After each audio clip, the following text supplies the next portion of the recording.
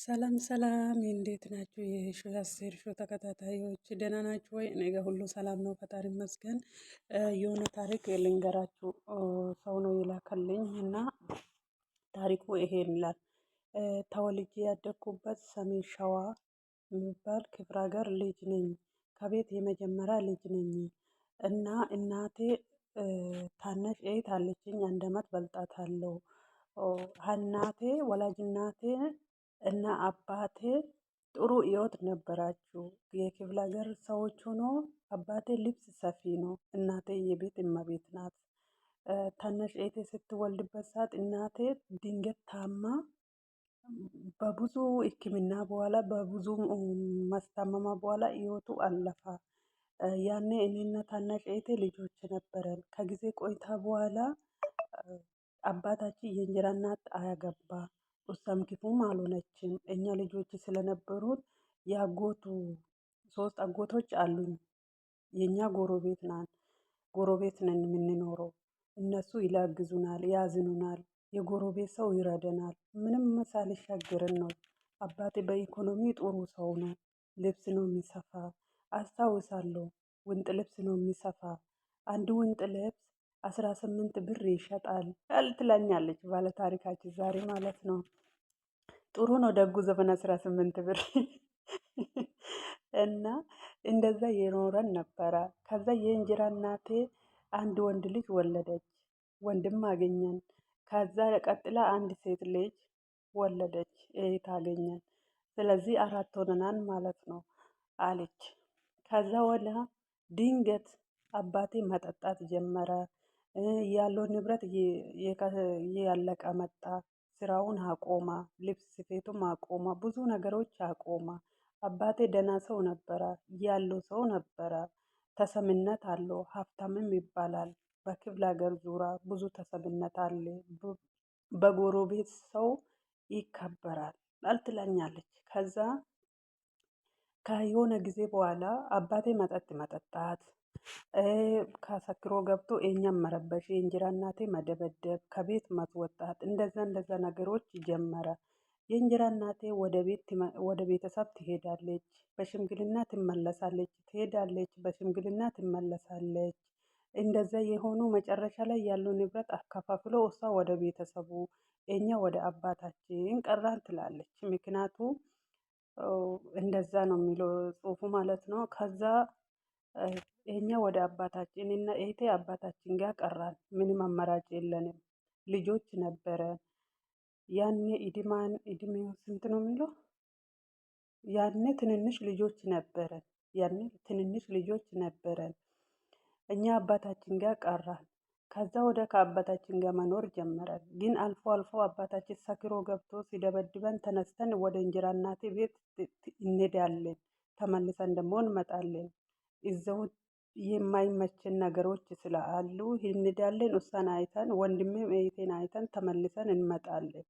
ከዛ አባቴ የባሰበት መጣ። መጠጣቱ ከጠጣ ወደ ሰው መረበሽ፣ ጎረቤት መረበሽ፣ ብዙ ነገሮች እየተፈጠሩ መጣ። አባቴ ምንም ሊመለስ አልቻለም።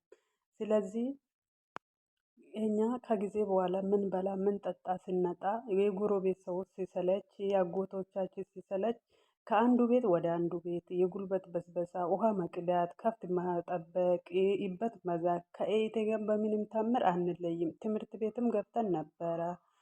ሲመች ሄደን እንማራለን፣ ሳይመች ሲቀር ደግሞ እየሰራን ቤት እንውላለን። አለ እድሜ እንጀራ እየጋገርኩ እህቴ ሲያሳድግ ነበረ ክፍለ ሀገር። ከዛ ወዳ ከጊዜ ቆይታ በኋላ አባቴም እየተሻለ አይደለም።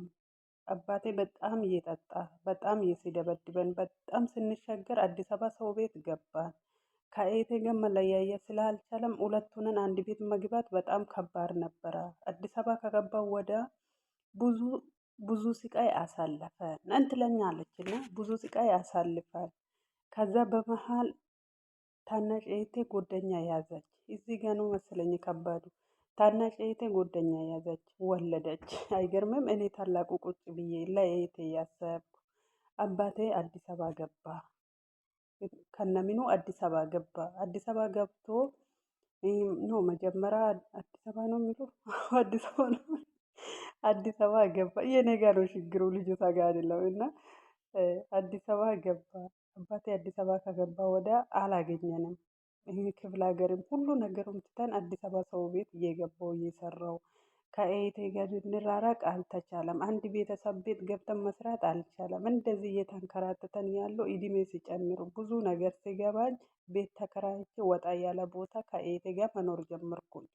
እህቴ ጓደኛ አገባች፣ ወለደች ትላለች። እንግዲህ ታናሽ እህቷ ነው ብላለች። እና ታናሽ እህቴ ወለደች። እኔ እሷን ማራስ ለሷ መሆን ጀመርኩኝ። ከዛ ትምህርት ቤት ውስጥ ጽዳት እየሰራው የቤት ኪራይ እየከፈልኩ እህቴም ልጁም እያሳደገን ሶስት ሆነን እየኖረን ነው ያለን።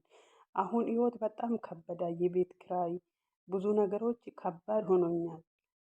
አረብ ሀገር መሄድ አልፈልግም ትላለች። እንግዲህ መፍትሄው አረብ ሀገር ነው። አረብ ሀገር መሄድ ብትፈልግ ኑሮ ሰው አይጠፋም ማለት ነው። አረብ ሀገር መሄድ አልፈልግም፣ እዚሁ መኖር ፈልጋለሁ፣ ግን እንዴት አድርጌ እኖራለሁ ትላለች። እናንተስ ምን ትላላችሁ? እስቲ ኮሜንት ላይ አስቀምጡ።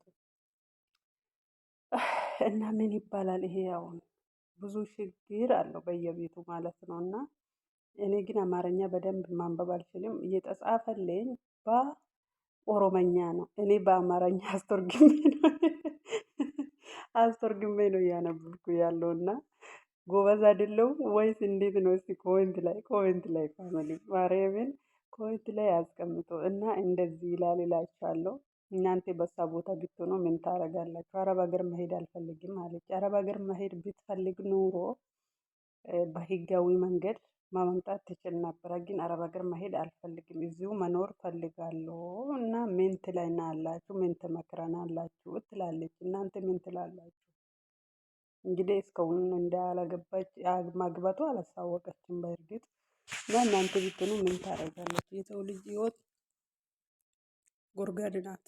አንዴ ቀና ታደርጋለች፣ አንዴ ዝቅ ታደርጋለች። እና ይሄን ትላለች። አባቱስ በህይወት አለው ወይ? እሱን አላውቅም። አዲስ አበባ ገባ ነው ያለችው። እና እናንተ ምን ታደርጋላችሁ? በሳ ቦታ ብትሆኑ ምን መሆን አለብኝ? አረብ ሀገር መሄድ አልፈልግም፣ ቀይ ሰረር ነው የተናገረችው። ግን አረብ ሀገር ማመምጣት ብትፈልግ ኑሮ ያው መንገዱ እነግራለን። ምክንያቱ እኛ እንዴት ከሀገር እንደወጣን ሰው በሰው ጠያይቀን እንመቻቻን ሊሆን ይችላል። እኔ ከሀገር የወጣው የዛሬ 9 ዓመት በፊት ነው። አቤት የዛሬ 9 ዓመት በፊት ነው።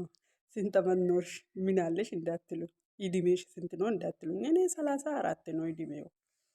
ስለዚህ ሌላው ለእናንተ ትቻለሁ እላችኋለሁ። እናንተ በሳ ቦታ ብትሆኑ ምን ታረጋላችሁ?